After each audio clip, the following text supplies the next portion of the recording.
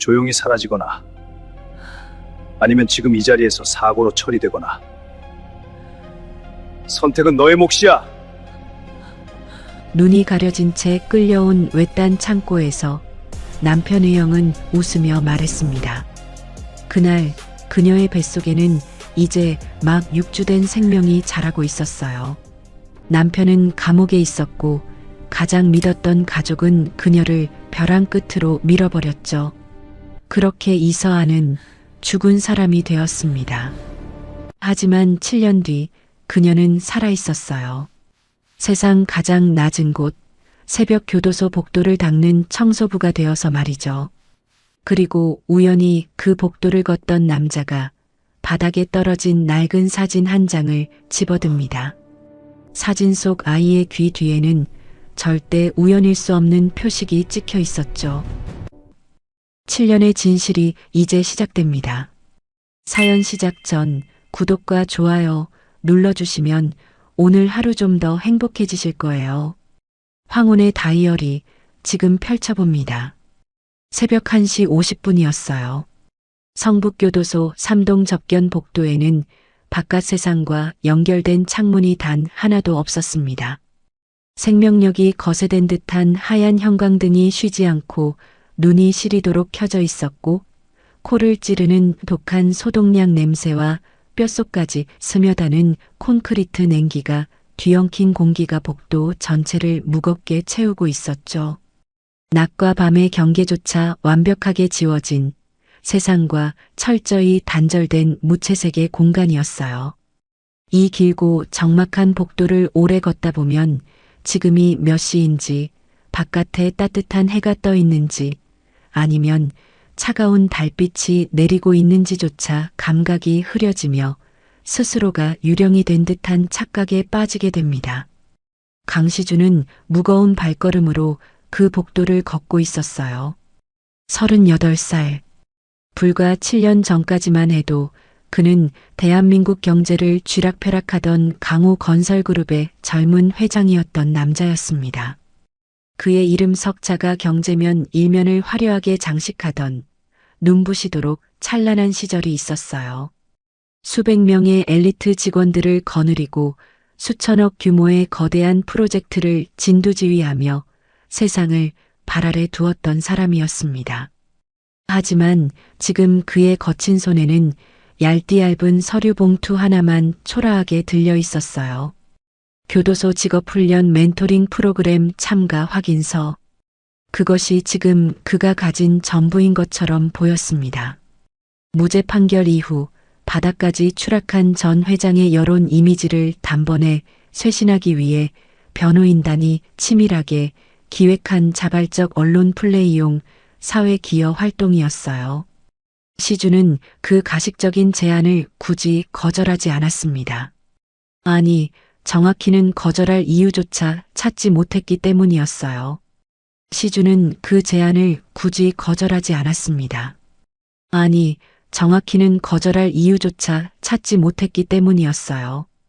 감옥의 문을 나서 출소한 지 벌써 3주라는 시간이 지났지만 그는 아직 자신이 바깥 세상에 발을 딛고 숨을 쉬고 있다는 실감이 도무지 나지 않았습니다.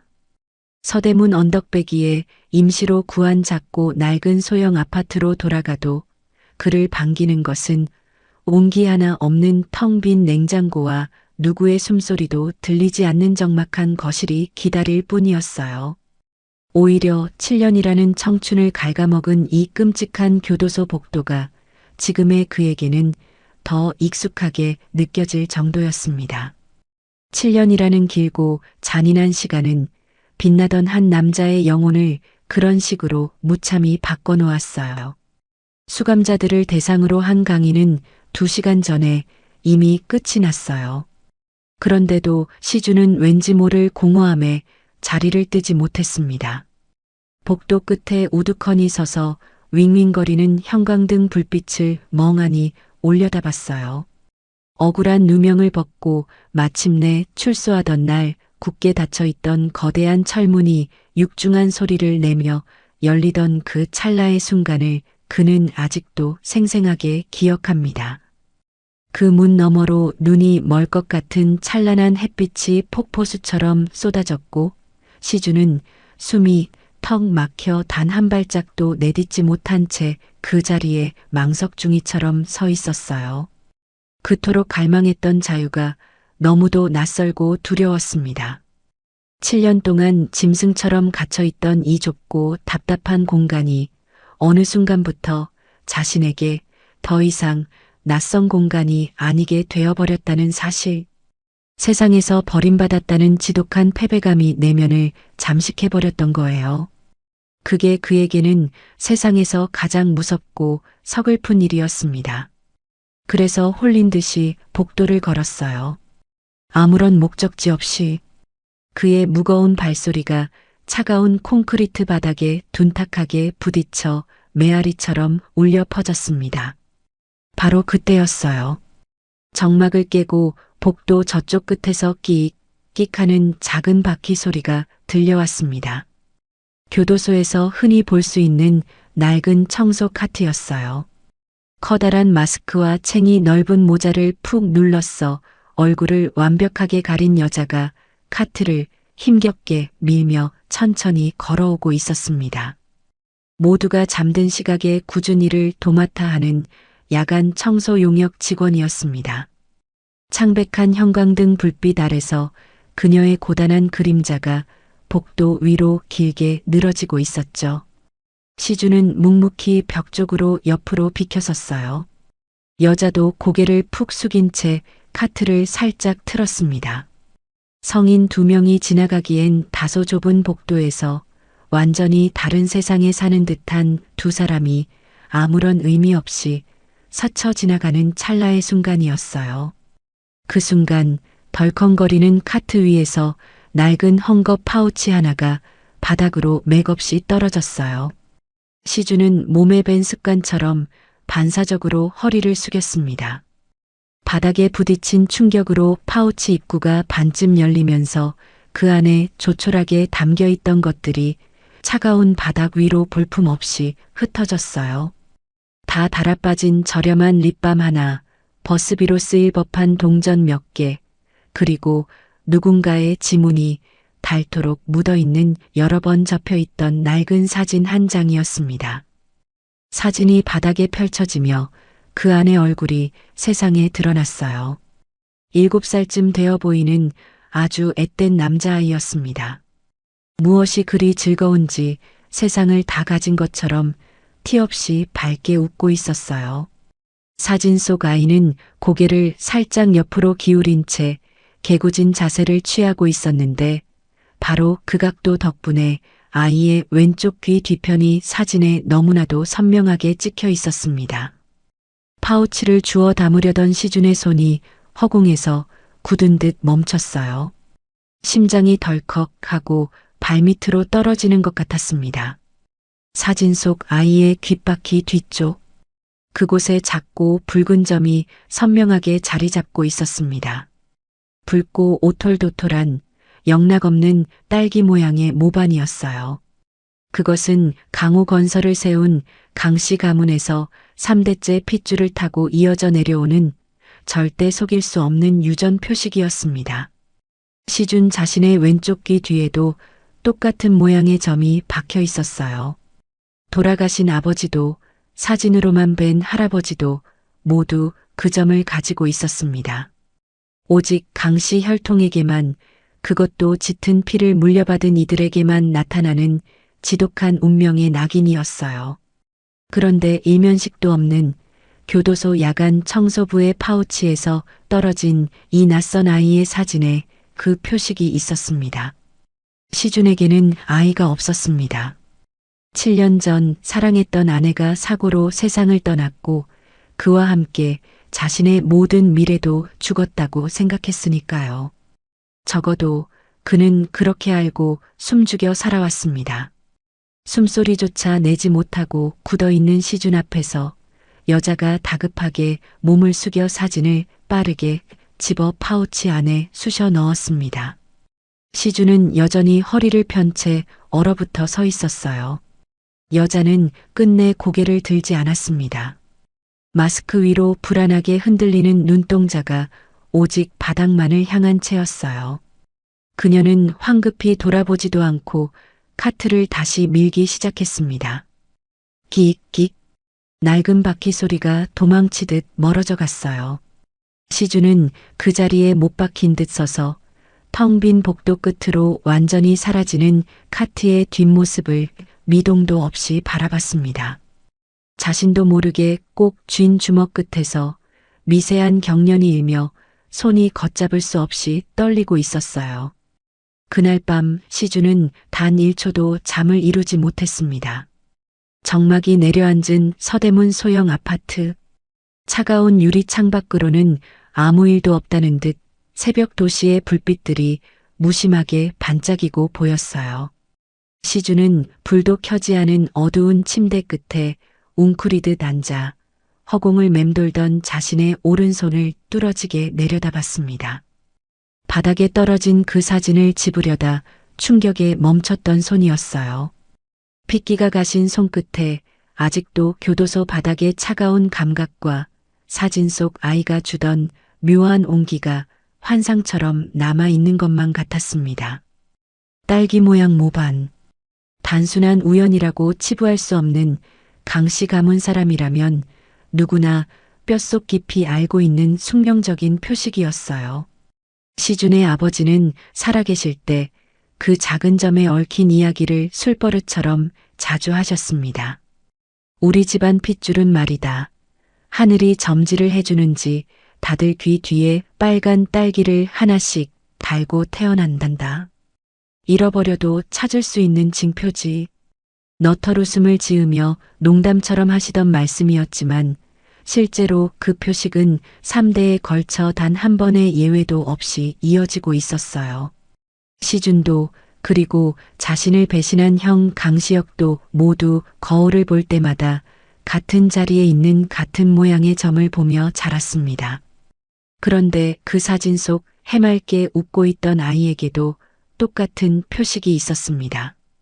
만약, 아주 만약에 그 아이의 어머니가 오늘 마주친 그 야간 청소 용역 직원이라면, 그리고 도저히 믿을 수 없지만 정말 만약에 그 여자가 7년 전 비참한 사고로 죽었다고 들었던 자신의 유일한 사랑, 이서아라면. 시주는 고통스러운 신음을 삼키며 두 눈을 질끈 감았습니다. 지옥 같았던 7년 전의 기억이 파도처럼 밀려왔어요. 억울한 누명을 쓰고 구치소에 수감된 지 57일째 되던, 하늘이 무너질 듯 비가 쏟아지던 날이었습니다. 유일한 혈육인 형 강시혁이 굳은 표정으로 접견실을 찾아왔어요. 두꺼운 방탄 유리 창 너머로 보이는 시혁의 얼굴은 놀랍도록 침착했습니다. 동생을 걱정하고 슬픔을 억누르는 이성적인 사람처럼 보였어요. 시주나 서아가 빗길 사고로 세상을 떠났어. 마른 하늘의 날벼락 같은 그 말을 들었을 때 시주는 숨통이 끊어진 사람처럼 아무 소리도 내지 못했습니다. 서아, 이서아. 세상의 모든 풍파로부터 지켜주겠다고 맹세했던, 결혼한 지 고작 1년 8개월밖에 되지 않은 자신의 목숨보다 귀한 아내였어요. 빗길이었어. 차가 미끄러지면서 해안 방호벽을 넘어서 바다로 추락했대. 수색 작업을 벌였지만 끝내 시신은 수습하지 못했어. 미안하다, 시준아. 내가 형으로서 재수 씨를 지켰어야 했는데. 시신조차 수습하지 못해 차가운 바다 밑바닥에 있다는 말을 들었을 때 시준은 더 이상 버티지 못하고 무너져 내리며 접견창에 쿵 하고 이마를 댔습니다. 창 너머로 들려오는 형의 목소리가 물속에 잠긴 것처럼 점점 멀어지고 윙윙거리는 이명만이 귓가를 때렸어요. 그날 이후 시준은 짐승처럼 울부짖으며 사흘 동안 물 한 모금 넘기지 않고 아무것도 먹지 않았습니다. 차라리 자기를 죽여달라며 벽에 머리를 찢는 그를 교도관들이 강제로 결박하고 식사를 입에 밀어 넣은 뒤에야 겨우 눈물을 흘리며 밥 아래 손을 댔어요. 살아있는 것이 가장 큰 형벌이었습니다. 따뜻하게 묻어줄 무덤도, 마지막을 애도할 장례식도, 생기 잃은 마지막 얼굴을 볼 기회조차 없었습니다. 이서아라는 존재의 끔찍한 죽음은 시준에게 오직 접견창 너머로 전해진 형의 목소리로만, 그리고 종이 쪼가리 한 장으로만 남아 있었어요. 그런데 지금 죽어 바다에 가라앉았다던 그 여자가 교도소 복도에서 청소 카트를 밀고 있었습니다. 시준은 떨리는 손으로 황급히 핸드폰을 들었어요. 윤재경. 지난하고 외로웠던 재심 과정에서 불가능해 보이던 결정적인 목격자를 찾아내 시준의 무죄를 입증해낸 치밀하고 유능한 사설 탐정이었습니다. 사실 윤재경은 시준이 감옥에서 출소하기 훨씬 전부터 이미 강우건설 주변 인물들의 은밀한 자금 흐름과 행적을 계속 추적하고 있었어요. 법적인 재심이 끝났다고 해서 그들의 의뢰가 끝난 게 아니었습니다. 당시 덫을 놓은 진짜 배우가 과연 누구인지, 완벽하게 조작된 증거들의 경로가 대체 어디서부터 시작됐는지를 윤재경은 사냥개처럼 멈추지 않고 집요하게 파고들고 있었어요. 그 지독한 추적 과정에서 강우건설의 협력업체 명단, 교도소와 맺은 용역계약서, 하청업체 관련 인물들의 신원 정보들이 이미 그의 손에 일부 정리되어 있었습니다. 시계를 보니 새벽 3시를 가리키고 있었지만 시준은 1초의 망설임도 없이 통화 버튼을 눌렀어요. 신호음이 3번 울리기도 전에 연결됐습니다. 이 깊은 시간에 전화하시면 저는 당연히 주무시는 겁니다. 회장님. 무슨 급한 일이라도 생기셨습니까? 재경 씨. 예전에 조사했던 성북교도소 야간 청소 용역 명단 혹시 지금 가지고 있어요? 수화기 너머로 윤재경의 타자치는 소리가 멈추며 짧은 침묵이 있었어요. 밤낮 없이 일하는 그답게 단번에 낌새를 챈 눈치였습니다. 협력업체 자료 쪽에 스크랩된 건 있습니다만 갑자기 용역 명단은 왜 찾으십니까? 이름 하나 당장 확인해줘야 해요. 박지은이라는 사람이 있는지. 이번엔 앞서보다 훨씬 더 긴 묵직한 침묵이 이어졌습니다. 내일 오후까지 완벽하게 파악해서 보고서로 드리겠습니다. 전화를 끊고 시준은 다시 멍하니 창밖을 바라봤어요. 화려하게 빛나는 도시의 불빛은 어제와 바를 바 없이 여전했습니다. 저 수많은 불빛들 중 어딘가에 차디찬 바다에서 죽은 줄 알았던 그 여자가 숨쉬고 있을 거였어요. 살아서, 어떻게든 살아남아서 지난 7년이라는 억겁의 세월을 홀로 버텨온 채로 그 가슴 저미는 애틋함과 진실을 향한 갈망이 죽어있던 시준의 가슴 안쪽에서 다시 조용히 그러나 무섭도록 뜨겁게 타오르기 시작했습니다. 햇빛 한 줌 제대로 들지 않는 성북구 기름동의 비좁고 낡은 반지하 새방이었어요. 이서아. 지금은 자신을 지우고 박지은이라는 가짜 이름으로 쫓기듯 살고 있는 여자의 은신처이자 집이었습니다. 곰팡내가 가시지 않는 작은 방 2개에 성인 1명이 겨우 설 수 있는 비좁은 부엌이 전부인 초라한 공간이었어요. 먼지 낀 창문 아래로는 매일 바쁘게 지나가는 낯선 사람들의 흙 묻은 발목만 겨우 보이는 세상의 가장 밑바닥 같은 그런 집이었죠. 하지만 집세가 턱없이 쌌고 미로 같은 골목 가장 안쪽 깊숙이 자리하고 있어 외부의 눈에 거의 띄지 않았습니다.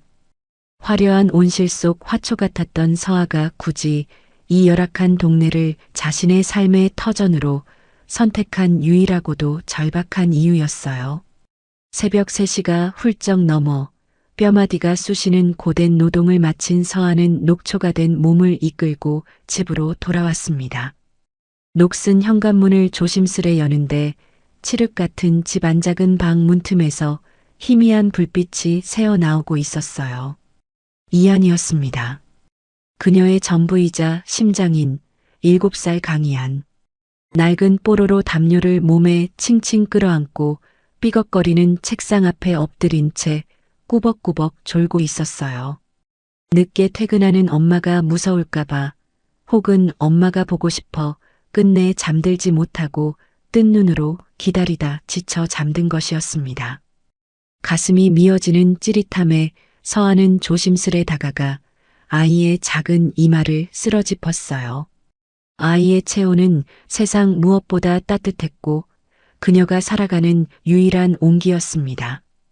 행여나 깰까봐 겉옷을 입힌 채로 조심스레 잠든 아이를 들어 올려 좁은 침대로 옮기면서 서아는 무의식적으로 이안의 왼쪽 귀 뒤편으로 애틋한 손끝을 가져갔습니다. 어둠 속에서도 또렷하게 만져지는 딸기 모양의 작고 붉은 점.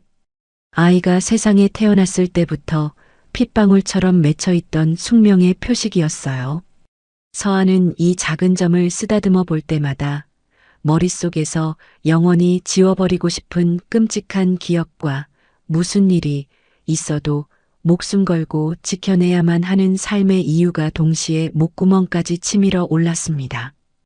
오늘 교도소 복도에서 실수로 파우치가 떨어졌을 때, 그리고 마주치고 싶지 않았던 그 남자가 7년 동안 하루도 잊은 적 없는 자신의 남편이 그 사진을 집어들었을 때, 서아는 정말 심장이 멎고 호흡이 멈추는 것 같은 극도의 공포와 슬픔을 느꼈어요. 챙이 넓은 모자를 푹 눌러쓰고 마스크로 눈 밑까지 칭칭 가리고 있었습니다. 옷차림도 펑퍼짐한 용역 유니폼이었으니 절대 자신을 들키지 않았을 거라고, 그저 우연히 스친 불쌍한 청소부로만 보였을 거라고 생각했어요.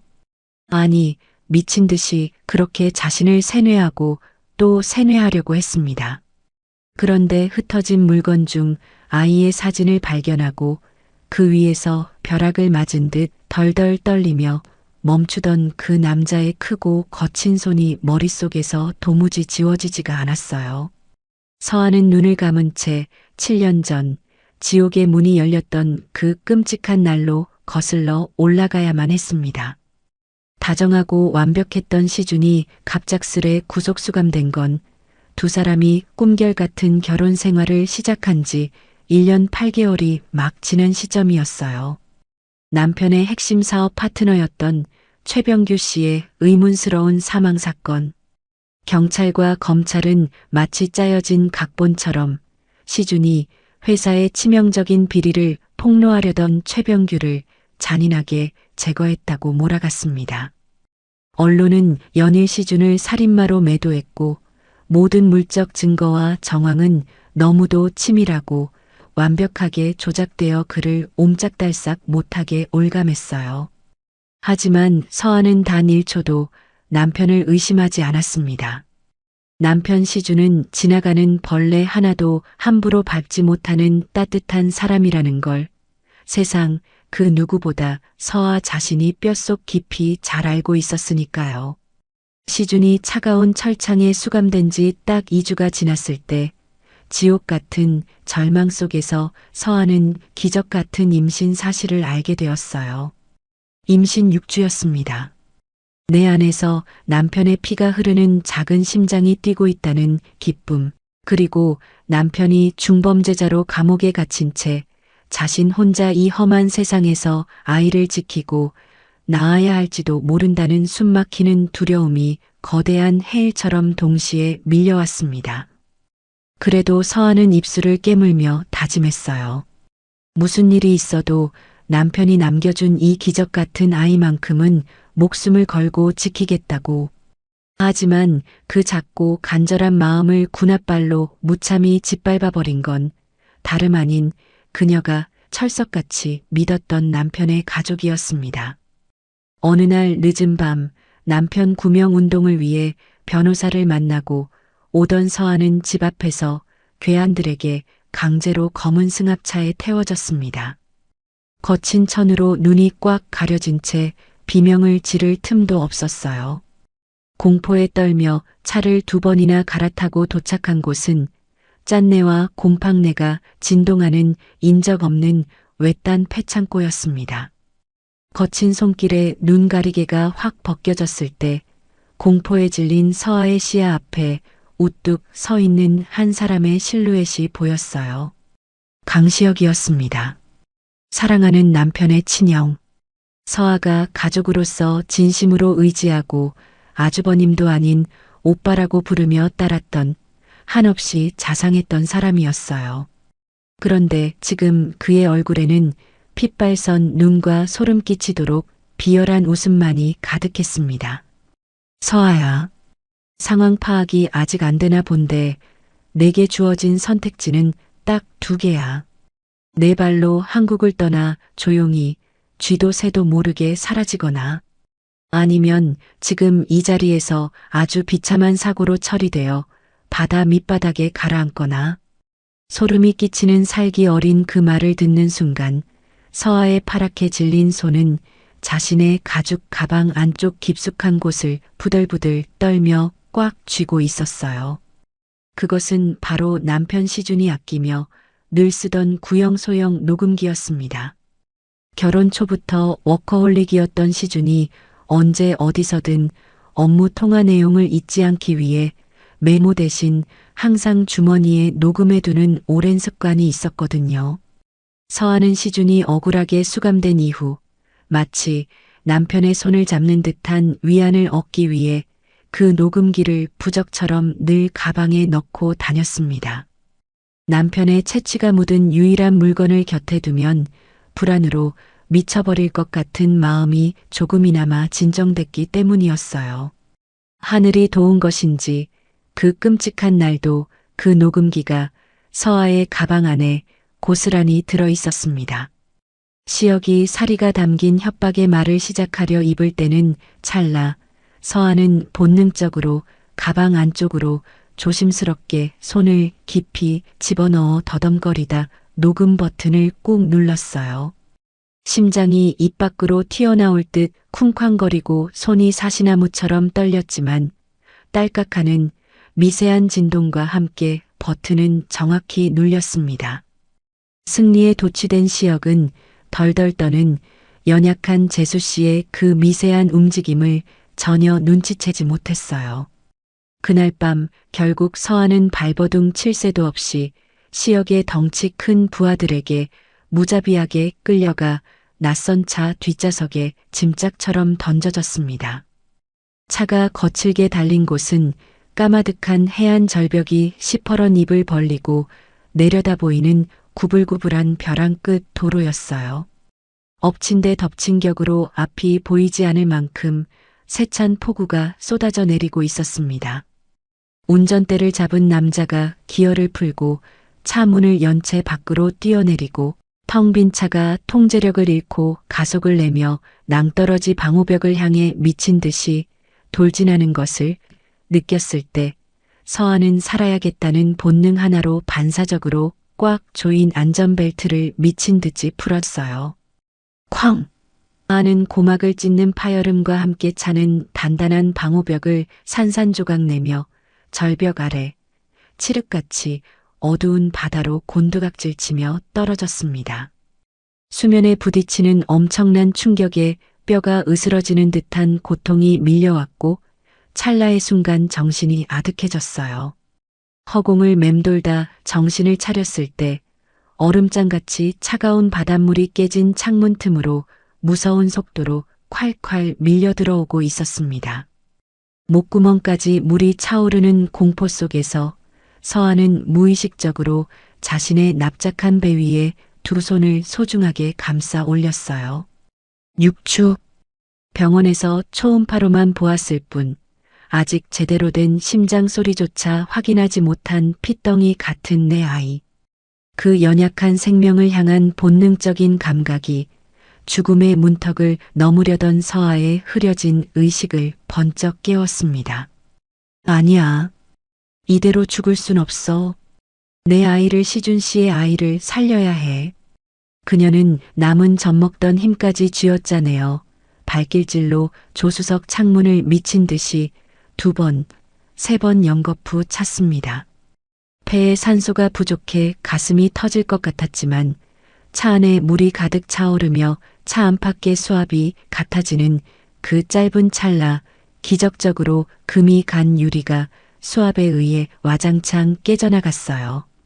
서한은 날카로운 유리 파편이 피부를 찢는 것도 모른 채 그 좁은 틈새로 살같이 긁히며 필사적으로 몸을 밀어넣고 빠져나왔습니다. 칠흑 같은 물속 수면까지 도대체 얼마나 깊이 가라앉았는지 알 수조차 없었어요. 그저 폐가 찢어질 듯한 고통을 참으며 시커먼 위를 향해 빛을 향해 미친 사람처럼 헤엄치고 또 헤엄쳤습니다. 숨이 완전히 끊어지기 직전 폐에 짠물이 한가득 밀려 들어오려는 바로 그 절체절명의 순간에 마침내 수면 위로 머리를 내밀며 푸아 하고 거친 숨을 토해냈어요. 기적처럼 그녀가 떠오른 곳 근처 깎아지른 절벽 아래에는 거친 파도가 부서지는 좁고 날카로운 갯바위가 숨죽이고 있었습니다. 집어삼킬 듯 달려드는 파도에 온몸이 쓸리고 바위에 찢겨 피투성이가 되면서도 서한은 그 갯바위에 기어올라가 죽은 듯이 엎드렸어요. 극한의 추위와 탈진으로 몸의 어느 한 군데도 마음대로 움직이지 않았습니다. 그저 배를 감싸 안은 채 사시나무 떨듯 밤을 지새웠죠.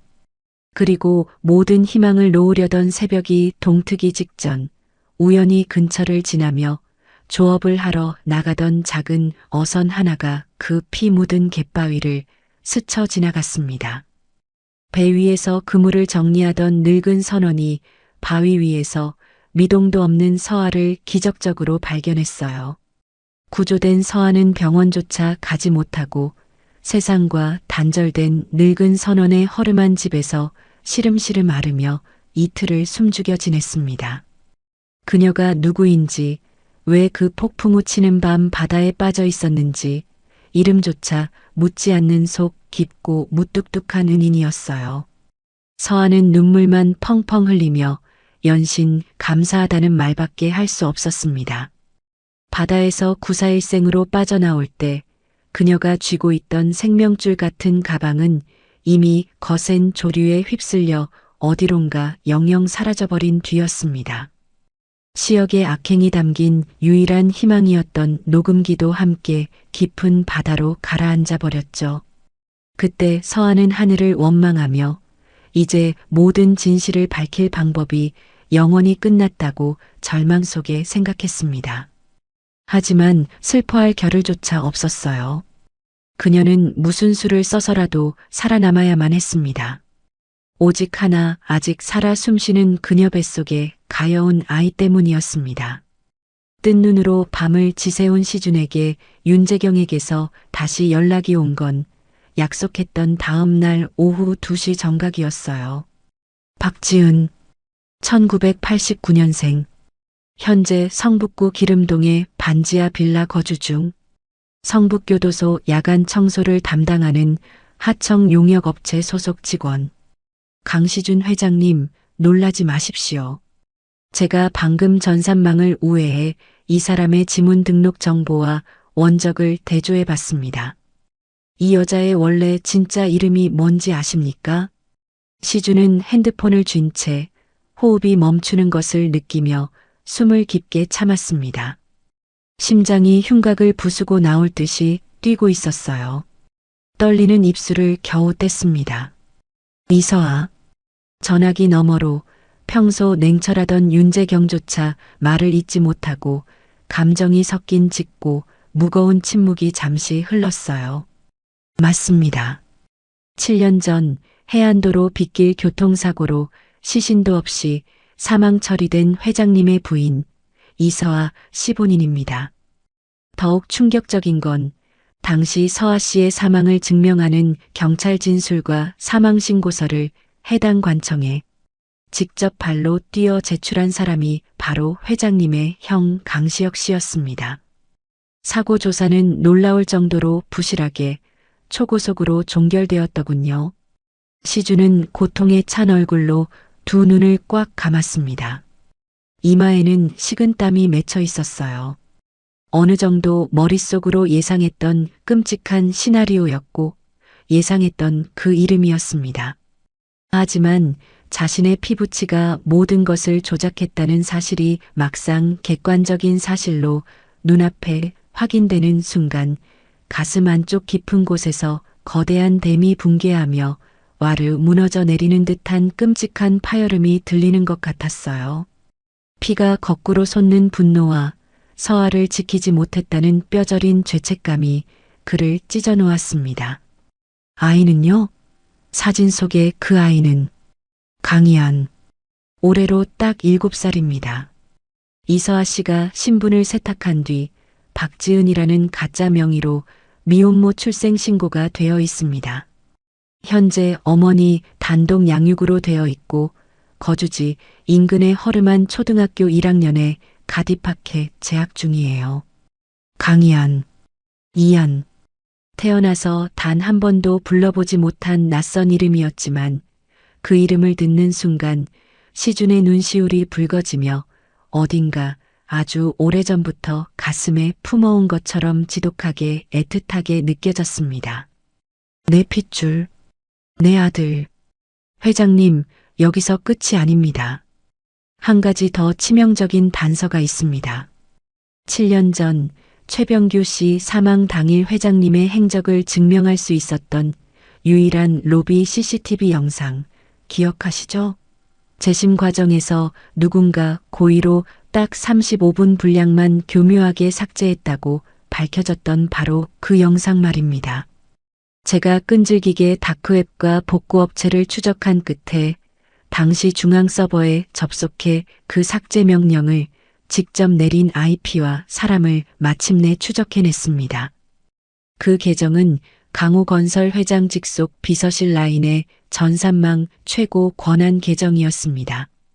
강시혁의 지시 없이는 절대 움직일 수 없는 라인이죠.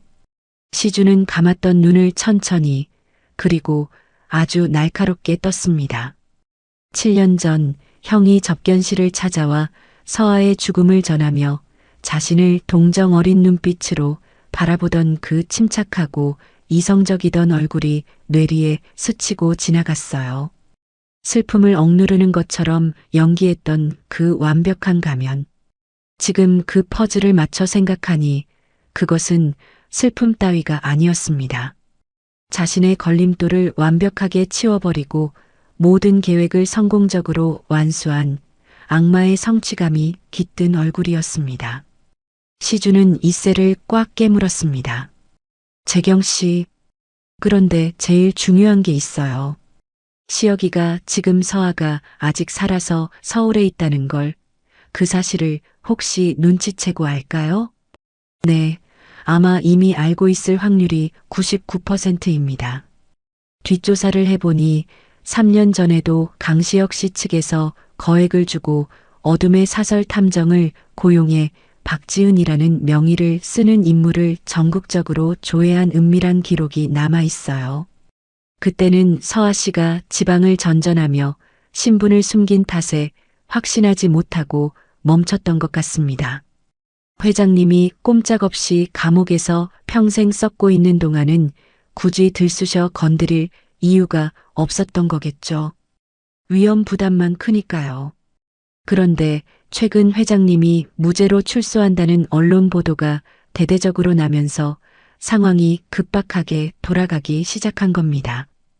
특히 하필이면 같은 성북교도소의 회장님이 멘토링 프로그램으로 들어간다는 기사가 실렸죠. 강시혁도 회장님의 일거수일투족을 감시하며 그 기사를 봤을 겁니다. 그리고 불안해진 나머지 당장 교도소 출입자 명단과 청소 용역 명단을 이잡듯이 뒤져서 확인했겠죠. 시주는 등줄기에 서늘한 소름이 돋는 것을 느끼며 옷걸이에 걸려있던 코트를 거칠게 낚아채듯 집어들었습니다. 서아가 지금 당장 위험합니다. 시혁이는 자기 비밀을 덮기 위해 무슨 짓이든 할 놈이에요. 지금 바로 움직여야 해요. 저도 그렇게 판단해서 회장님께 보고하기 전에 제 믿을 만한 직원들을 기름동 빌라 근처에 이미 은밀히 감시조로 붙여두었습니다. 지금 방금 들어온 무전에 따르면 서아 씨가 아침에 이한이를 학교에 데려다주고 혼자 집으로 귀가 중이라고 합니다. 주변에 낯선 검은색 차량들이 맴돌고 있어요. 서두르셔야 합니다. 제가 동선을 내비게이션으로 바로 쏘겠습니다. 최대한 빠르게 움직이세요. 시주는 핸드폰을 꽉 쥔 채 현관문을 부수듯 박차고 나서며 낡은 아파트 계단을 미친 듯이 뛰어내려갔습니다. 심장이 터질 것 같은 두려움이 그의 등을 떠밀고 있었어요. 이젠 절대 널 잃지 않아. 서아야, 조금만 버텨줘. 한편 서아는 그날 이른 오전 근무를 마치자마자 청소용역 업체 반장에게 다급하게 전화를 걸어 돌연 퇴사 통보를 했습니다. 어젯밤 교도소 복도에서 남편과 스치고 이한이의 사진이 그의 손에 떨어졌던 그 아찔한 순간부터 밤새 한숨도 자지 못하고 이미 굳게 결정한 일이었습니다. 7년이라는 고달픈 세월 동안 그녀는 조금이라도 주변에서 누군가 자신을 주시하거나 신변의 위협적인 냄새가 느껴지면 뒤도 돌아보지 않고 짐을 싸서 다른 도시로 이사를 하는 도망자 생활을 해왔어요. 이름을 이서아에서 박지은으로 바꾼 것도 강시혁의 끈질긴 추적을 피하기 위한 같은 맥락이었습니다. 오직 자신과 아이가 살아남기 위해 뼈를 깎는 고통으로 선택한 잔혹한 생존 방식이었어요. 그래서 몸이 공포에 얼어붙어 반응하기도 전에 머리가 먼저 살 궁리를 하며 기계적으로 움직였습니다. 짐을 싸야 해. 또 떠나야 해. 불안한 마음을 억누르며 초등학교 교문 앞까지 이한이를 안전하게 데려다주고 허름한 동네로 다시 돌아오는 길이었습니다. 만원 버스에서 내려 익숙한 낡은 담벼락 골목으로 막 접어들었을 때였어요. 평소 폐지 줍는 리어카 외에는 차가 거의 들어오지 않는 비좁은 골목 초입에 썬팅이 짙게 깔린 낯선 검은색 고급 세단 한 대가 비스듬히 세워져 길을 막고 있었습니다. 차는 시동이 우르릉거리며 켜져 있었고 배기구에서는 매연이 뿜어져 나오고 있었죠. 서하는 순간 숨이 턱 막히며 발걸음을 우뚝 멈췄습니다. 온몸에 솜털이 쭈뼛 서는 듯한 강렬한 위기감.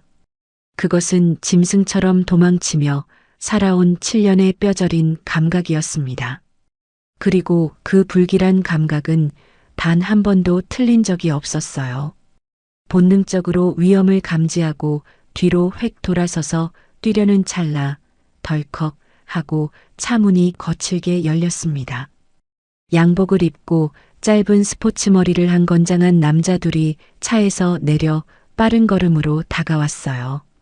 서하는 공포에 질려 뒷걸음질 치며 물러섰지만 기름동의 오래된 골목은 두 사람이 서 있기에도 벅찰 만큼 좁았습니다. 몇 걸음 가지 못해 그녀의 가녀린 등 뒤가 이끼 낀 차가운 콘크리트 담벼락에 쿵 하고 막혀버렸어요. 퇴로가 차단된 쥐가 된 기분이었습니다.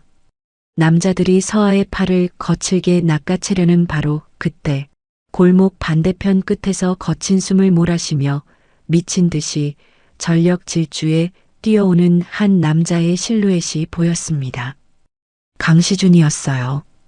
길고 검은 코트 자락이 가을바람에 미친 듯이 펄럭이도록 폐가 찢어질 듯 달려왔습니다. 윤재경에게 블루투스 이어폰으로 서하의 실시간 동선과 위치를 전달받으며 단숨에 뛰어온 것이었어요. 흉흉한 기세로 달려드는 시준을 보고 행동대원 남자들이 흠칫 놀라며 잠시 멈칫했습니다. 시준은 헐떡이는 숨을 고를 새도 없이 사나운 맹수처럼 두 남자와 서하의 좁은 틈 사이를 파고들어 그녀의 앞을 거대한 산처럼 막아섰어요. 숨은 턱 밑까지 차올랐지만 남자들을 노려보는 그의 깊고 날카로운 눈동자만큼은 한치의 흔들림도 두려움도 없이 차갑게 빛나고 있었습니다. 이봐, 당신들 강호건설 강시영 밑에서 밥 먹는 기획실 직원들이지? 나 누군지 알 텐데.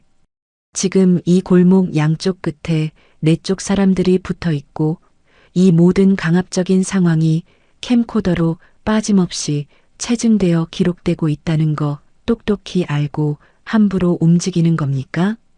시준의 낮고 위압적인 목소리에 두 남자가 당황하며 서로의 눈빛을 불안하게 교환했어요.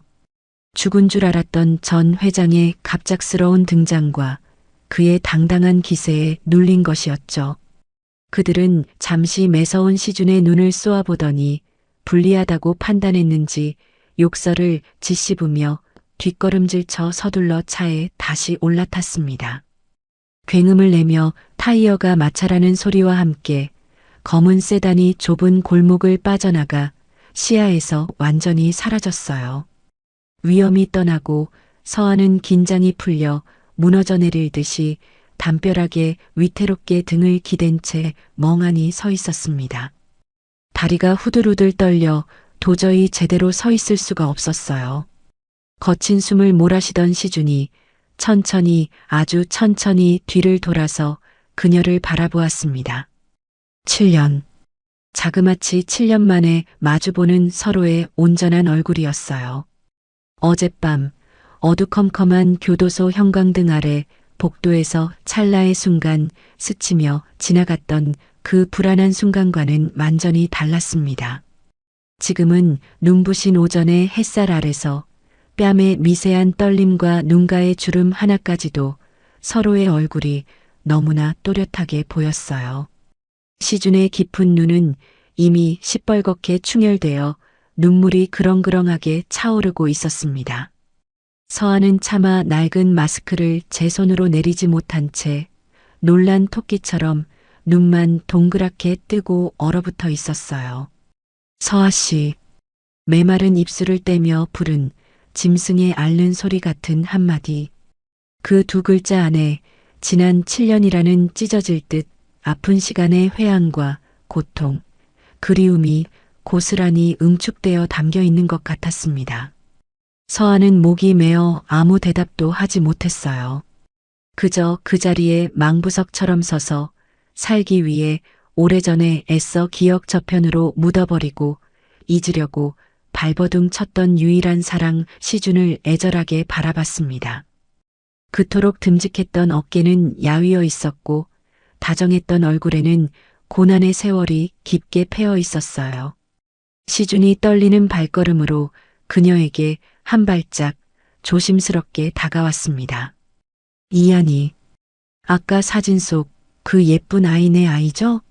시준의 물음에 서하의 커다란 눈에 마침내 뜨거운 눈물이 왈칵 고이더니 이내 볼을 타고 쉼없이 흘러내리기 시작했습니다. 그녀는 애써 부정하지 않고 대답 대신 천천히 그러나 아주 분명하게 고개를 끄덕였어요.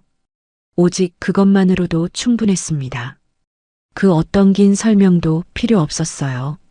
시준은 오열하지도 왜 진작 찾아오지 않았느냐고 원망하며 더 이상 묻지도 않았습니다. 그저 그 자리에 조용히 서서 7년 동안 이 거칠고 무서운 세상에서 홀로 아이를 품고 피눈물을 흘리며 꿋꿋하게 버텨온 자신의 가여운 여자를 세상에서 가장 귀한 보석을 보듯 뚫어지게 바라봤습니다. 마스크 위로 보이는 서하의 눈동자가 마치 가을 잎사귀처럼 가엽게 떨리고 있었습니다. 두 사람 사이로 7년 동안 멈춰있던 시간의 톱니바퀴가 다시 뜨거운 눈물과 함께 맞물려 돌아가기 시작했어요. 극적인 재회 직후 두 사람은 시역의 미행을 완전히 따돌리기 위해 곧장 윤재경이 마련해준 차를 타고 경기도 가평의 인적 드문 산속 외딴 작은 펜션으로 조용히 이동했어요.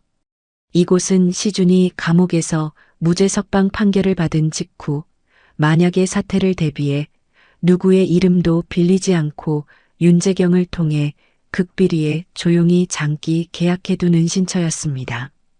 정보망이 뻗어있는 시역의 더러운 눈과 귀가 절대 닿을 수 없는 완벽하게 차단된 안전한 곳이었어요.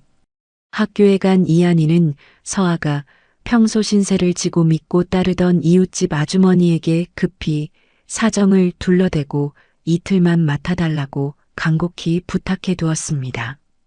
상황을 정리하고 진실을 마주하기엔 하루 이틀의 시간이면 충분했어요. 산속 펜션에 무거운 어둠이 깔리고 저녁이 되었습니다. 창밖으로는 스산한 산바람 소리만 들려왔어요. 서아는 따뜻한 차가 놓인 낡은 나무 테이블 앞에 단정히 앉아 자신의 거칠어진 두 손을 무릎 위에 초조하게 내려놓고 있었습니다. 시주는 맞은편에 앉아 그런 그녀의 마른 손을 가슴 아프게 바라보고 있었어요. 그 끔찍한 바다에서 도대체 어떻게 살아남은 거예요? 시준이 목이 메인 쉰 목소리로 조심스레 물었습니다. 서아는 자신의 짧게 깎인 손톱과 흉터투성이인 손끝을 잠시 쓰게 내려다봤어요. 살아남기 위해 발버둥 쳤던 그날의 짠물이 아직도 코끝에 맴도는 듯 했습니다. 차가 낭떠러지를 굴러 차가운 물에 푹 빠졌을 때 기절할 것 같은 공포 속에서도 언젠가 인터넷 기사에서 읽었던 생존 수칙이 번개처럼 스쳐 지나갔어요. 차가 완전히 물에 잠기면 내부의 공기 압력과 밖의 물 압력이 같아질 때까지 절대 창문을 깨려 힘 빼지 말고 끝까지 기다려야 한다고. 압력이 같아지는 바로 그 찰나의 순간에 문이 열리거나 유리를 깰 수 있다고. 그날 밤 하늘에 구멍이 뚫린 듯 억수 같은 비가 내리고 있었어요. 바다는 얼음장처럼 차가웠고 집어삼킬 듯 포효하는 파도가 산더미처럼 높았습니다. 차가 절벽에 여러 번 강하게 충돌하면서 머리를 부딪혀 정신이 아득해졌지만 서아는 스스로 뺨을 때리며 혀를 깨물고 억지로 의식을 놓지 않았어요. 부서진 틈으로 바닷물이 차오르는 속도는 공포스러울 만큼 빨랐고 물이 목 끝까지 차올라 숨을 쉬지 못하게 된 어느 순간 귓가에서 웅 하는 소리와 함께 기적처럼 안팎의 압력이 같아지며 발로 찬 차문 유리가 깨졌습니다. 앞뒤 분간도 안 되는 시커먼 수면까지 도대체 얼마나 깊이 헤엄쳐 올라가야 하는지 알 수 없었어요. 그저 죽으림을 다해 허파가 찢어질 것 같은 고통을 참으며 위를 향해 빛을 향해 미친 듯이 팔다리를 저으며 헤엄쳤습니다. 간신히 수면 위로 올라와 파도에 찢기며 날카로운 갯바위에 기어 올라왔을 때 숨을 헐떡이면서 가장 먼저 제 납작한 배 위에 두 손을 올렸어요. 나 혼자였다면 그대로 바다에 빠져 죽어버리고 싶었을 텐데 내 안에 있는 이 작은 아이 당신이 남겨준 이 아이 때문이라도 나는 무슨 짓을 해서든 악착같이 살아야 한다고. 짐승처럼 살더라도 살아남겠다고 결심했어요. 그녀의 처절한 고백에 시주는 차마 그녀를 똑바로 보지 못하고 핏발선 눈을 아래로 내리깔았습니다. 그의 넓은 어깨가 소리 없이 오열하듯 미세하게 들썩이고 있었어요. 그렇게 구출된 뒤로는 도대체 혼자서 어떻게 살았어요? 죽은 사람으로 위장하기 위해 제 모든 과거를 버렸어요. 이름을 남의 명의인 박지은으로 바꾸고 기록이 남지 않도록 현금만 쓰며 몇 달에 한 번씩 아무 연고도 없는 낯선 도시로 짐을 싸서 도망치듯 옮겨 다녔어요.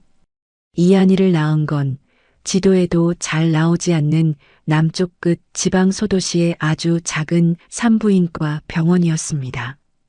출생신고도 제 본명이 아닌 박지은 명의로 아빠 없는 미혼모로 해야 했어요. 강시혁 씨가 제가 살아있다는 걸 알면 어떻게든 끝까지 추적해서 저와 아이를 죽일 거라는 걸 너무나 잘 알고 있었으니까요. 숨죽이고 그림자처럼 살았습니다. 이한이한테 아빠에 대한 얘기는 뭐라고 했어요? 시준의 목소리가 젖어 있었습니다. 서아가 희미하게 슬픈 미소를 지으며 잠시 말을 멈췄어요. 숨기지 않고 다 해줬어요. 매일 밤 당신의 낡은 증명사진을 보여주며 말해줬죠. 우리 아빠는 세상에서 제일 따뜻하고 좋은 사람이라고. 나쁜 사람들 때문에 억울한 일이 생겨서 지금은 아주 멀리 떠나 있지만 언젠가 꼭 우리 이한이를 꽉 안아주러 올 거라고요. 아이는 아빠를 한 번도 원망한 적이 없어요. 시주는 그 말을 듣고 가슴이 갈기갈기 찢어지는 듯한 고통과 벅찬 감동에 한동안 아무 말도 하지 못하고 입술만 파르르 떨었습니다. 아무것도 모르는 핏덩이 이한이가 평생 얼굴 한번 본 적 없는 감옥에 있는 아버지의 낡은 사진에 뽀뽀하며 자랐다는 것.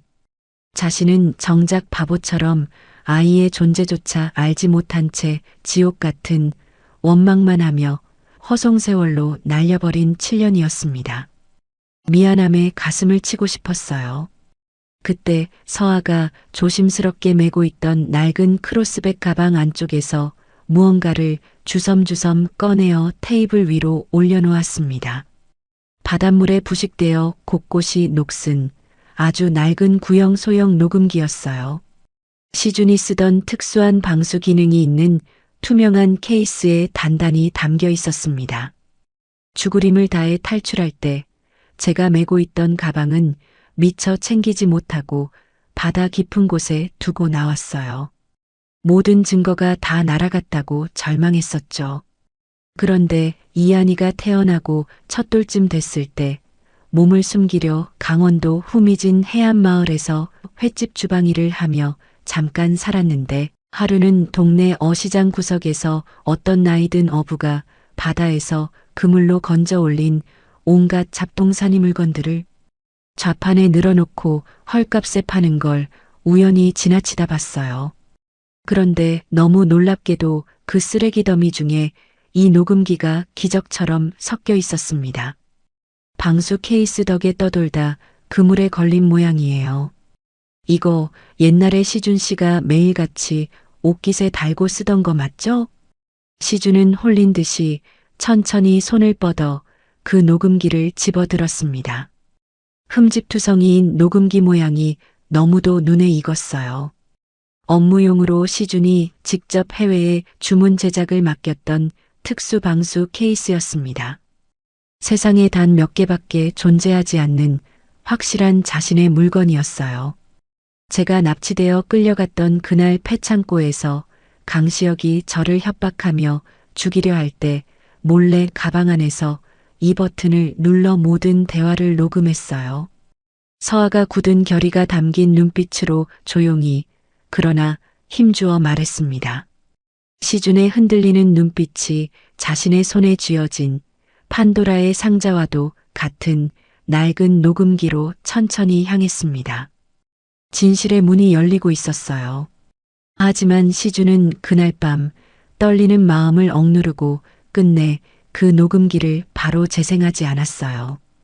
혼란스러워하는 서아의 두 손을 따뜻하게 감싸쥐며 시준이 단호하고 침착한 눈빛으로 먼저 말했습니다. 서아 씨, 이 엄청난 카드를 법정에서 완벽하게 쓰기 위해서는 우리에게 한 가지 무기가 더 필요해요. 7년의 공백입니다. 나와 당신의 진술만으로는 유능한 정관 변호사들로 무장한 시혁이를 무너뜨리기엔 2% 부족합니다. 명심해요. 법적으로 그리고 세상의 눈에 서아 씨는 이미 7년 전에 완벽하게 사망 처리된 유령이에요. 살아 돌아왔다는 것만으론 부족해. 시혁이가 직접 사망 진단서를 위조하고 모든 상황을 조작했다는 내부의 명백한 서류적 뒷받침, 즉 내부자의 확증이 있어야만 이 게임을 끝낼 수 있어요. 그리고 날이 밝은 다음 날 오전, 시준의 예상대로 모든 정보를 쥐고 있던 사설탐정 윤재경에게서 다급한 연락이 왔습니다. 회장님, 이다연이라는 사람 혹시 기억하십니까? 현재 강시혁 회장의 직속 비서실장으로 있는 자입니다. 그런데 놀랍게도 그쪽에서 먼저 저에게 극비리의 접촉을 원한다고 긴급히 연락이 왔습니다. 회장님과 직접 만나고 싶어 합니다. 이다연. 시주는 당연히 그 이름 석자를 정확히 기억하고 있었어요. 그녀는 시역의 가장 은밀한 수족이자 최측근으로 강호건설 회장 비서실에서 벌써 4년째 모든 더러운 비밀을 관리하며 일하고 있는 브레인이었습니다. 적의 심장부에서 걸려온 뜻밖의 연락이었어요. 만남의 장소는 추적을 피하기 위해 서울 외곽의 오래된 지하 주차장으로 정해졌습니다. 이다연이 자신의 안전을 위해 직접 요청한 곳이었어요.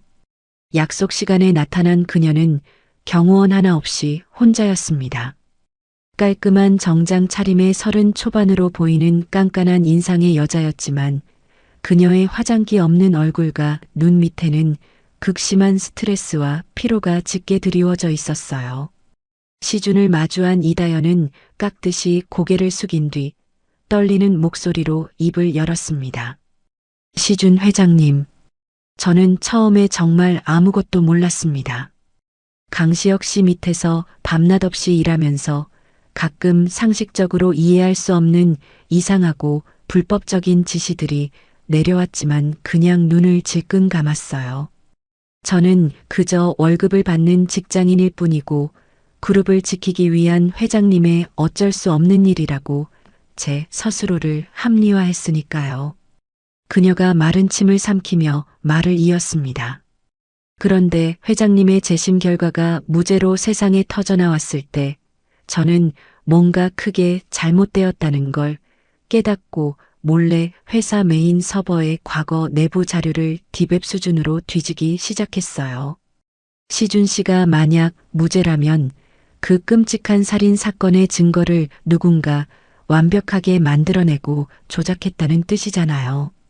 그 조작의 진원지가 다름 아닌 우리 회장실 라인의 특수 계정에서 나왔고 심지어 당시 사망했던 이서와 사모님의 사고 처리 과정에 쓰인 서류들이 강시혁 회장의 지시로 위조되었다는 걸 전산망에서 확인했을 때 저는 사람으로서 더 이상 더러운 짓을 모른 척하며 방관할 수가 없었습니다. 이다연이 품고 있던 두툼한 서류 가방에서 묵직한 USB와 서류 파일 하나를 꺼내어 시준에게 건넸습니다.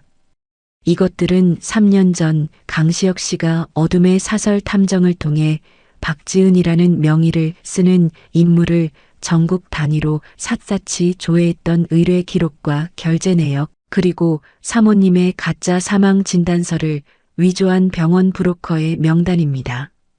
그때는 의심만 하고 중간에 멈췄어요. 그런데 며칠 전 회장님이 무죄로 풀려나시자마자 강시혁 씨가 불안 증세를 보이며 최근에 다시 교도소 용역 명단을 이잡듯이 뒤져 서아 씨의 행방을 요청했습니다. 이번엔 찾아내면 흔적도 없이 완전히 없애버릴 심산이에요. 저는 이 끔찍한 살인 계획의 공범이 되고 싶지 않습니다. 시주는 묵직한 서류 파일을 받아들며 복잡한 눈으로 이다연을 바라봤어요. 이다연 씨, 당신이 이 엄청난 회사 기밀 자료를 나한테 몰래 넘겼다는 걸 시혁이가 아는 순간 당신 목숨도 무사하지 못할 거라는 거, 엄청난 위험에 처한다는 거 잘 알고 있죠? 네, 너무나도 잘 압니다. 망설임 없는 짧은 대답이었습니다. 이다연은 씁쓸한 표정으로 캄캄한 지하 주차장의 창밖으로 시선을 던졌어요. 강시혁이라는 괴물 밑에서 일하면서 돈은 많이 벌었을지 몰라도 단 한 번도 제 양심에 부끄럽지 않은 제대로 된 선택을 해본 적이 없었어요. 모든 게 거짓이고 위선이었죠. 이게 제 인생에서 처음으로 하는 바른 선택이자 속죄입니다. 시주는 무겁게 고개를 끄덕였습니다. 그는 곧바로 윤재경에게 연락해 이다연을 즉시 해외나 안전가옥 등 시역의 손길이 절대 닿지 않는 안전한 곳으로 즉각 이동시키고 보호할 것을 단호하게 지시했어요. 그녀는 떠나며 자신은 지킬 가족이 없어 챙길 짐이 많지 않다고 덤덤하게 말했습니다. 그 쓸쓸한 말이 시준의 귓가에 오래도록 맴돌았습니다. 마침내 거대하고 악랄했던 시역을 무너뜨릴 완벽한 증거의 퍼즐이 오차없이 맞춰지고 있었습니다. 모든 증거를 챙겨 다시 가평의 산속 펜션으로 돌아왔을 때 서한은 거실의 식탁 테이블에 앉아 초조하게 두 손을 모은 채 시준을 기다리고 있었어요. 시준은 이다연에게서 목숨을 걸고 받아온 서류 파일과 USB를 테이블 중앙에 내려놓았습니다.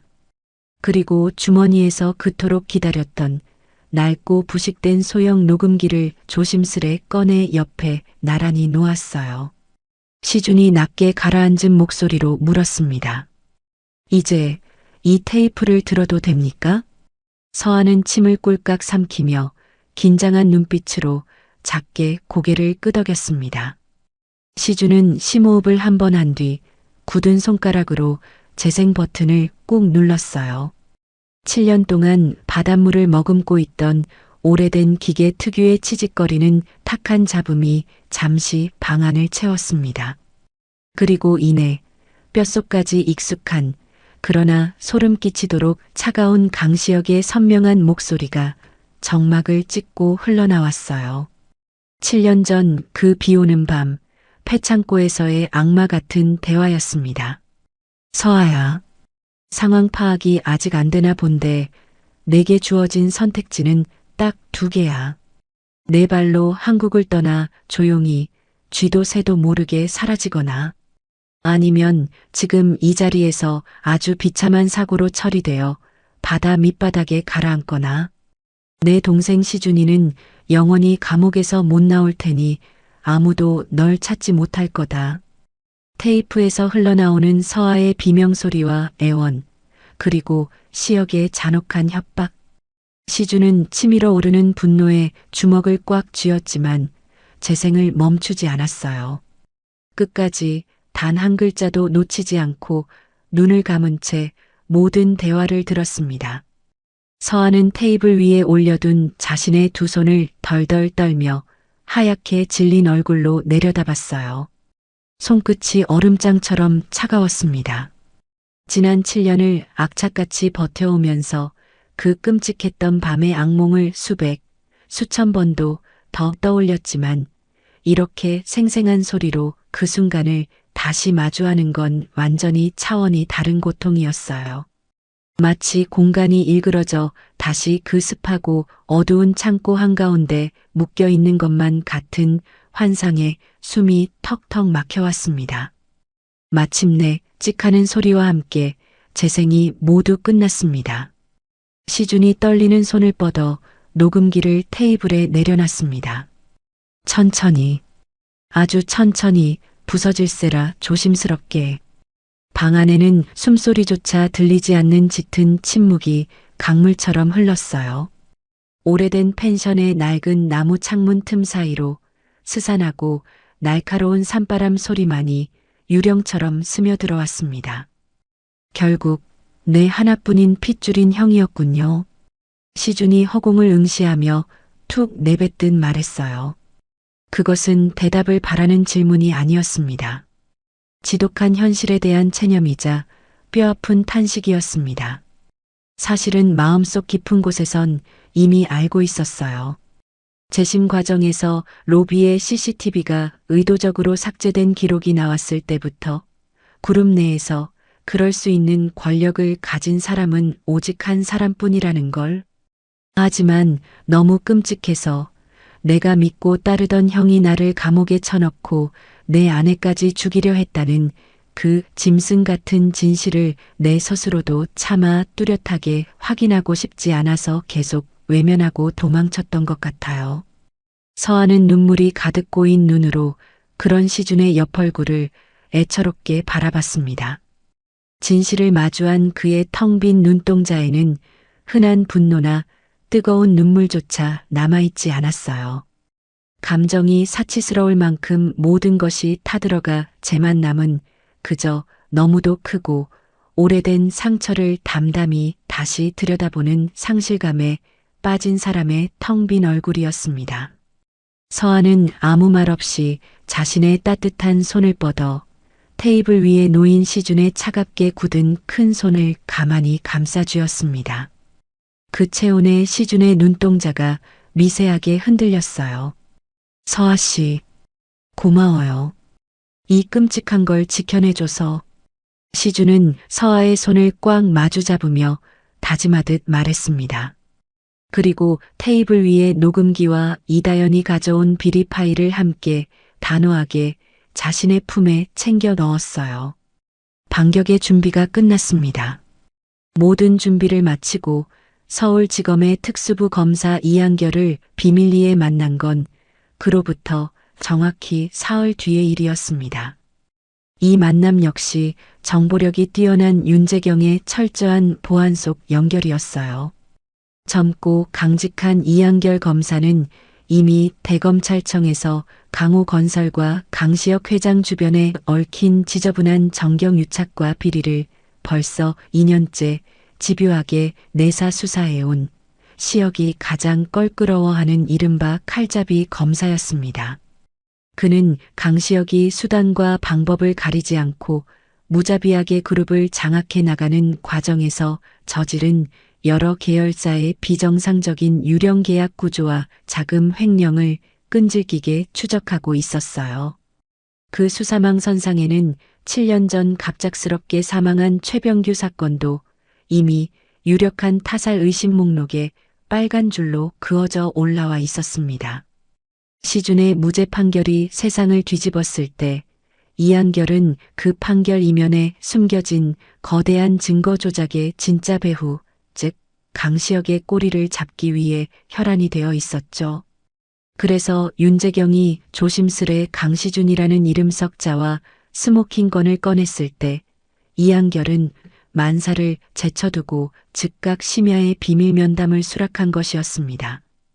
외부의 눈을 피한 안가의 좁은 면담실, 형광등 아래 시준과 이한결 검사, 그리고 윤재경 셋이 무거운 표정으로 마주 앉았습니다. 시준은 아무 말 없이 품에서 낡은 녹음기를 꺼내 차가운 철제 테이블 중앙에 올려놓았습니다. 이다연 비서실장이 목숨을 걸고 빼돌려 건넨 그룹 내부의 은밀한 지시 자료와 위조 문서 내역들도 가지런히 함께였어요.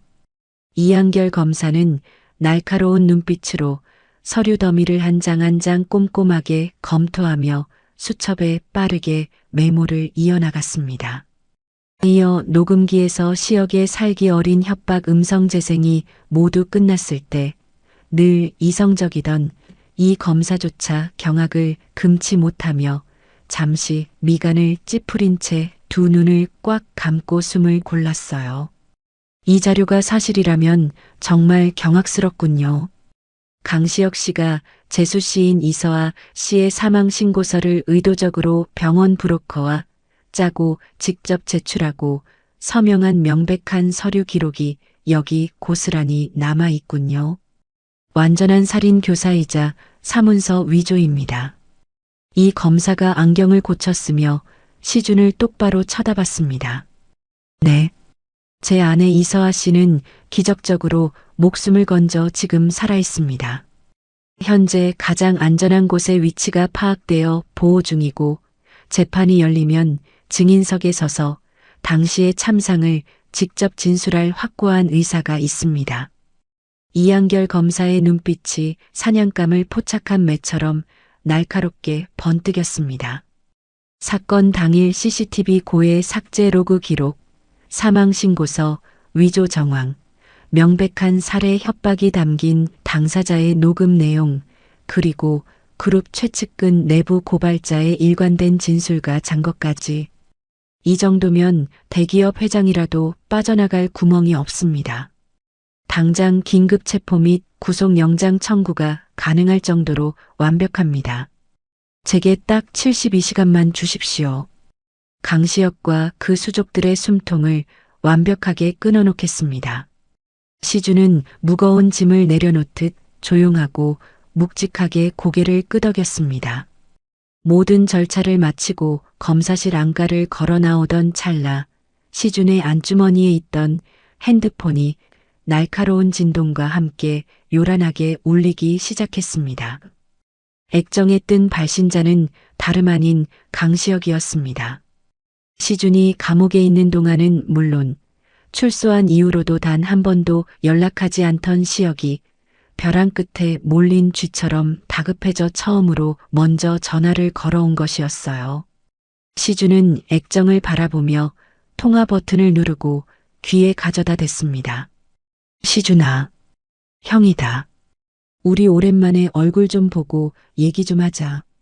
오해가 있는 것 같은데 내가 다 설명할게. 한 번만 보자. 수화기 너머로 들려오는 다급함을 감추려 애쓰는 가식적인 목소리. 시준은 잠시 걸음을 멈추고 텅 빈 로비 바닥을 내려다봤습니다. 7년이라는 억겁 같은 고통의 시간이 그 가증스러운 목소리 안에 응축되어 있었어요. 7년 전 비 오는 날 접견실 방탄유리 창 너머에서 서아의 끔찍한 사망 소식을 전하던 그 악마 같은 목소리. 겉으로는 침착하게 동생의 아픔에 공감하며 슬픔을 누르는 척 연기하던 그 위선적인 목소리와 지금의 목소리가 겹쳐지며 구역질이 치밀어 올랐습니다. 시준은 감정 하나 섞이지 않은 영하의 날씨처럼 차갑고 건조한 목소리로 입을 열었습니다. 형, 변명할 기회는 7년 전에 이미 끝났어. 이제 모든 게 이미 늦었어. 곧 찾아갈 손님들이 있을 테니 정장이나 깔끔하게 입고 기다려. 그 얼음장 같은 경고의 말을 끝으로 시준은 시혁의 다급한 목소리를 자르듯 통화 종료 버튼을 눌러버렸습니다. 그리고 미련 없이 핸드폰 전원을 완전히 꺼버렸어요. 건물 밖으로 나서자 하늘이 금방이라도 무너져 내릴 듯 무겁고 짙은 먹구름으로 낮게 흐려져 있었습니다. 마른 바람이 불더니 메마른 주차장 아스팔트 바닥 위로 후두득 굵은 빗방울이 하나둘씩 검은 얼룩을 만들며 떨어지기 시작했습니다. 마치 7년 전 모든 비극이 시작되었던 그 폭우 쏟아지던 밤의 냄새 같았어요. 시준은 흔들림 없는 굳건한 동작으로 입고 있던 검은 코트의 깃을 반듯하게 세웠습니다. 그리고 쏟아지는 빗줄기를 피하지 않은 채 진실을 향해 그리고 자신의 진짜 가족이 기다리는 곳을 향해 힘찬 발걸음을 내디뎠습니다. 정의의 심판은 혹독하고도 신속하게 이루어졌습니다. 지루했던 재판의 판결은 언 땅이 녹고 세상의 따뜻한 봄이 채오기도 전에 명백하게 내려졌습니다. 강호건설 전 회장 강시혁. 죄목은 특수강요, 위계와 청부에 의한 살인 미수, 중대한 증거 인멸교사, 사문서, 위조 및 허위 사망 신고 등 셀 수 없이 많았습니다. 재판부는 그 질이 매우 불량하고 뉘우침이 없다고 판단하여 그에게 징역 12년이라는 중형을 선고하고 법정 구속과 함께 그에 동조했던 강호건설 임원직 전원 해임 및 구속을 명령했어요. 화려한 수의를 입고 피고인석에 선 시혁은 완벽했던 자신의 성이 무너져 내리는 충격에 재판정 안에서 끝끝내 단 한마디의 변명도 하지 못한 채 입을 굳게 다물었습니다. 담당 판사와 변호인이 번갈아가며 읽어내려가는 엄중한 판결문이 그날따라 유독 징벌처럼 긴 시간 동안 법정 안에 쩌렁쩌렁하게 이어졌어요. 하지만 그 정의가 실현되는 역사적인 순간에 사건의 가장 큰 피해자였던 서아는 굳이 숨막히는 법정 안으로 들어가지 않았습니다. 원수의 몰락을 두 눈으로 확인하는 것보다 지금 그녀에게 더 중요한 것이 있었으니까요. 서아는 눈에 넣어도 아프지 않을 이한이의 작은 손을 꼭 잡고 햇살이 부서져 내리는 법원 앞 낡은 나무 벤치에 고요히 앉아 있었습니다. 혹독했던 겨울이 지나고 만물이 소생하는 진짜 봄이 오려고 기지개를 켜는 따스한 날이었습니다. 아직 나뭇가지 끝에 화려한 꽃이 만개하기 전이었지만 살랑이는 바람결에 묻어나는 공기에 냄새는 확연히 부드럽고 달콤하게 달라져 있었어요. 7살 이한이는 눈치가 빠른 아이답게 지금이 어떤 중요한 순간인지 아는지 엄마에게 왜 재미없는 이 딱딱한 건물 앞에 왔냐고 투정 부리며 묻지 않았습니다. 그저 엄마의 곁에 찰싹붙어 다리를 대롱거리며 얌전하게 앉아 있었어요. 서아는 자신의 손에 쏙 들어오는 이안의 보드라운 손을 뭉클한 마음으로 꼭 쥐었습니다. 이 작은 천사가 세상에 처음 빛을 보며 태어나던 날 밤, 서아는 철저하게 외롭고 철저하게 혼자였어요. 누구의 축복도 받지 못한 낡고 소독약 냄새만 가득했던 지방 소도시의 영세한 작은 산부인과 분만실이었습니다.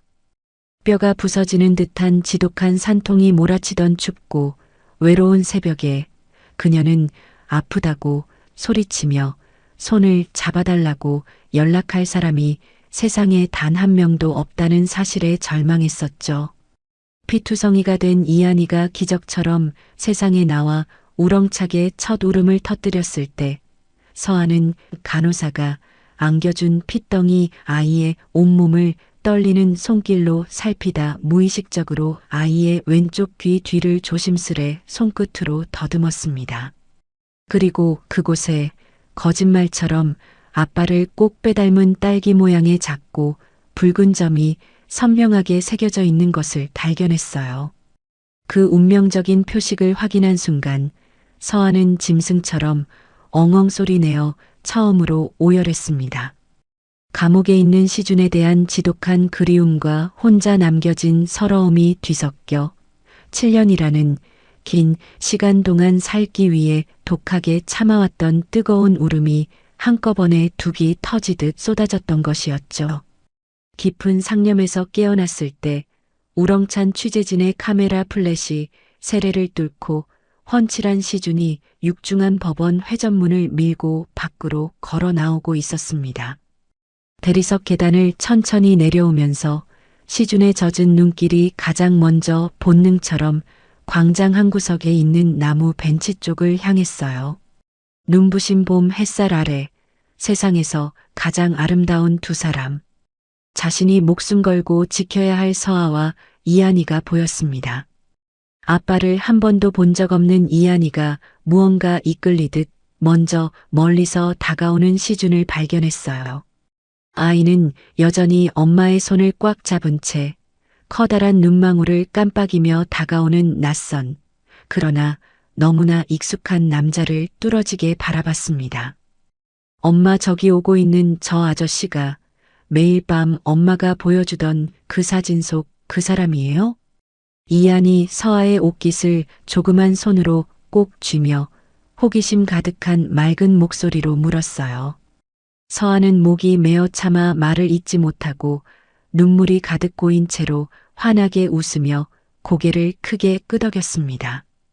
이한은 7년이라는 짧은 생애 동안 엄마가 보물처럼 꺼내 보여준 낡은 지갑 속 아빠의 빛바랜 사진을 수천 번은 넘게 만져보고 쳐다봤어요. 밤에 천둥이 치거나 잠이 오지 않을 때면 사진 속 다정하게 웃고 있는 그 얼굴을 향해 혼자 조잘거리며 수없이 많은 비밀 이야기를 걸기도 했습니다. 비록 직접 안아본 적이 없어 아빠의 듬직한 목소리도 품의 따뜻한 온기도 아직 알지 못했지만 사진 속 그 선한 눈빛과 얼굴만큼은 아이의 영혼 속에 선명하게 각인되어 무척이나 눈에 익었어요. 아이는 엄마의 손을 놓고 천천히 마치 자석에 이끌리듯 벤치에서 일어나 앞으로 걸어 나갔습니다.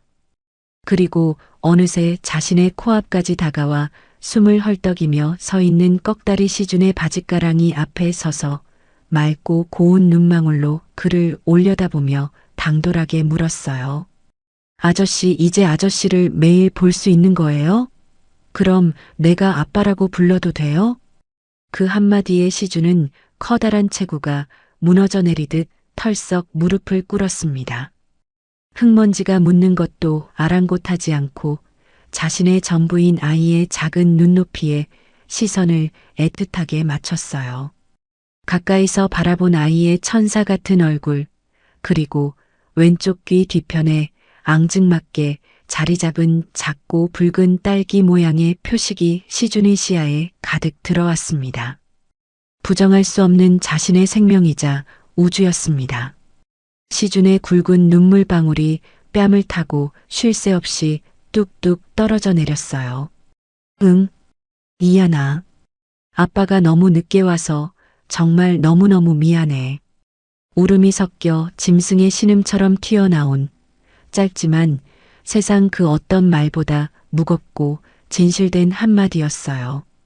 그 대답을 듣자 이안이 망설임 없이 작은 두 팔을 활짝 벌려 조심스럽고도 단단하게 오열하는 시준의 굵은 목에 팔을 둘렀습니다. 시준은 부서질까 겁내면서도 자신의 핏줄인 아이의 작은 등을 커다란 두 팔로 으스러지도록 꽉 품에 안았어요. 눈물과 땀범벅이 된 지독했던 7년이라는 잃어버린 시간이 그 길고 따뜻한 첫 포옹 안에서 눈 녹듯 사르르 녹아내려 치유되고 있었습니다. 시준의 가슴에 닿은 이안의 조그만 등은 세상 그 어떤 난로보다도 뜨겁고 위대하게 따뜻했어요. 조금 떨어져 벤치에 앉은 채로 서하는 두 손으로 입을 틀어막고 눈부시게 아름다운 두 부자의 재회 장면을 숨죽여 바라봤습니다. 참았던 기쁨과 안도의 눈물이 폭포수처럼 뺨을 타고 턱 끝으로 쉴 새 없이 흘러내렸어요. 서하는 굳이 그 눈물을 손등으로 닦아내지 않았습니다. 눈물로 흐려진 시야 너머로 이들 가족이 서 있는 법원 앞 오래된 벚나무 가지 끝에 어느새 연분홍빛 작은 꽃봉오리들이 기적처럼 맺혀 있는 것이 보였어요. 모진 겨울의 비바람을 견뎌내고 맺힌 아직은 활짝 피지 않은 수줍은 꽃이었습니다. 하지만 따스한 햇살을 받아 곧 온 세상을 환하게 물들이며 눈부시게 피어날 것이 분명했어요. 자그마치 7년이었습니다. 젊음을 다 바친 억울했고 매일 밤 두려움에 떨었고 세상에 버려진 듯 외로웠던 끔찍한 가시밭길 같은 시간이었어요. 악몽 같았던 그 긴 시간이 단숨에 없었던 일처럼 백지화되지는 않을 거였습니다. 마음속 깊은 곳에 핥힌 흉터는 희미하게나마 평생 남아있을지도 모르죠. 하지만 숱한 시련을 이겨내고 마침내 서로의 손을 맞잡은 이 세 사람은 앞으로 그 흉터마저도 훈장처럼 부둥켜 안고 단단해진 믿음으로 따뜻한 햇살이 비추는 같은 방향을 향해 천천히 걸어가기로 무언의 약속을 나누었습니다. 비로소 완벽한 가족으로 하나 된 이들의 얼굴에는 평온한 미소가 번졌고 세상은 다시 그들을 향해 따뜻하게 숨쉬기 시작했습니다. 다가올 내일은 오늘보다 더 눈부실 테니까요. 그것만으로도 이들에게는 모든 것을 보상받을 만큼 차고 넘치게 충분했습니다. 이야기를 끝까지 들어주신 분이 계시다면 잘 들었다고 댓글 하나만 남겨주세요. 감사합니다.